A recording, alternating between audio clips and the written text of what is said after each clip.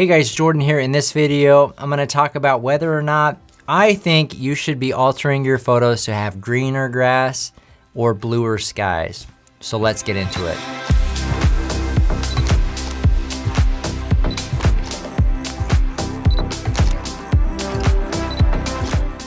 All right, so in my opinion, doing sky swaps and things that are that have a variability to them, right? So if it's a cloudy day and you're like, you know what, I want it to be a little bit more warm and inviting, I think it's perfectly fine to do a sky replacement, because that is something that realistically could have been there the day that you shot it, right? It's not a material piece of the property that if somebody showed up and say, hey, wait a minute, that wasn't the case in the pictures, right? Now, I do think it's a little bit different when you're talking about greening the grass, right? I'm not a huge fan of, making the grass super green, or even maybe doing a grass replacement that's unnatural, or if there's holes or something. Sometimes we get requests to do it, but I think it's, important that if it's something major on a property that you're gonna alter in Photoshop, that you let the agent know that obviously it's not your place to tell them what they should or should not do. You can definitely do it, but most real estate agents should realize that it's not a good idea to misrepresent the property. And there's kind of a gray area in there, and that's why I'm not a big fan of misrepresenting or helping to misrepresent a property, right?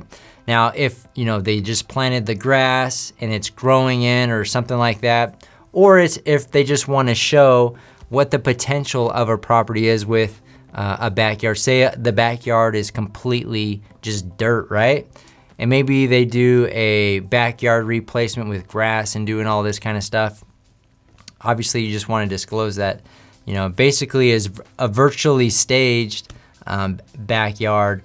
But I wouldn't do anything too extreme, right? So if the grass is, just a little bit dead, but it's gonna be green, if it looks realistic, like it will be that way, or it doesn't look too altered, then I think you're probably pretty safe there. So anyways, that's just how I think about it. You just don't want to show a property or misrepresent a property. A lot of the responsibility on that would be on the real estate agent to do it. I would just tread lightly on that topic, and maybe a brand new real estate agent, maybe you should recommend, hey, are you sure you want to do this? And it's a good idea to disclose that, hey, this photo was enhanced a bit just to show you what this property could be, right? So I think disclosure is the best thing.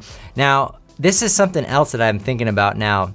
Now, in regards to power lines and like cell phone towers, we get these requests sometimes where people, hey, can you remove the power lines and the cell tower behind it? And I'm like, no, those are real things at the property that aren't going to be changing, right? So that is really misrepresenting the property. What you can do is just show the angles that avoid certain objects, right? So you're not altering the images, but yeah, it's the same type of thing, in my opinion. So anyways, those are my thoughts on the subject. If you have any additional questions on the subject, leave them in the comment section below. More than happy to answer those for you. If you got value out of this video, hit the like button and subscribe to our channel, as we consistently put out real estate photography content just like this. And as always, thanks for watching. We will see you guys on the next one.